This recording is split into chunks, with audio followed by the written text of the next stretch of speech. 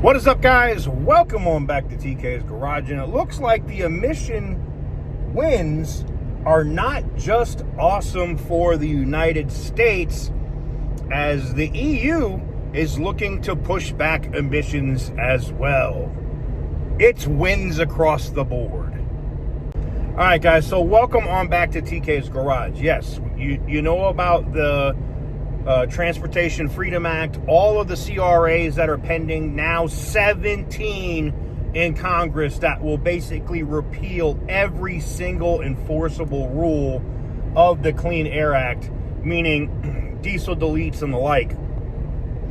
But there are manufacturers here in the U.S. who have been hesitant on the Hemi and whether or not, and I'm talking about Stellantis, and whether or not they would split Chrysler, Dodge, Jeep, and Ram off to take advantage of the new U.S. regulations, right? Because as a European company, they would have to apply by European standards. And it looks like the 2025 rule, or where they would have to be as far as their net carbon, has been proposed to push that back 3 years. So it would push it back until 2028, giving Stellantis a 3-year window to figure out, do we split this company off? Do we do X, Y, and Z? And the EU should be voting on that shortly, as it was presented. I don't know if it's their president or their leader of their conglomerate of EU states.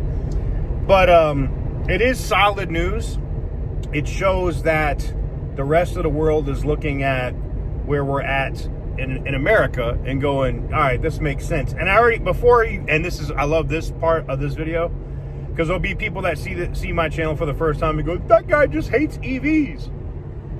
Tesla. Eat a dick. Look, I just want common sense regulations, okay?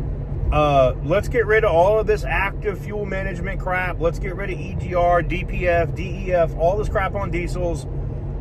And guess what? We'll have a net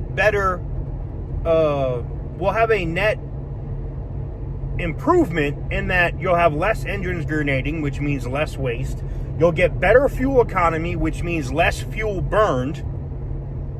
This should be common sense to people to know that the environment is better without this crap.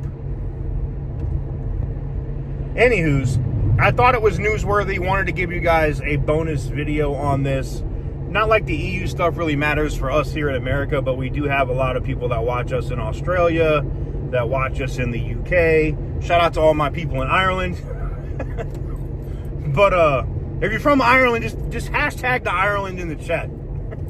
Anyways, I'm on my way back out to Tobin, in case you didn't know, and trying to get a review in, a comparison between the Tesla and the Dodge Charger Daytona EV. And we're going to do some times and all kinds of stuff, just to show that, yes, you could buy a Dodge Charger EV for 87 grand, or you could buy a Model S Plaid or a Model S P100D for like 30 grand. Anywho's, and I don't have any ridiculous exhaust sounds coming out the ass of my car, but anywho's, let me know what you guys think in the comment section down below. I think this just accelerates, and it also kind of smacks down the other political party here in the United States that wants to keep these emissions and stuff in place, when everybody else in the world, and if you didn't know, Europe is way more liberal than the United States. And if they're pulling back on emissions, there's no wins here. And that's why I think there are Democrats signing on as sponsors to the Transportation Freedom Act from New Hampshire and Michigan and the like. So let me know what you guys think, though, in the comment section down below. Give the video a big thumbs up if you like what I do. Hit the subscribe button if you haven't already. And as always, I know I got to get a haircut. I'm going. Stay petty, my friends.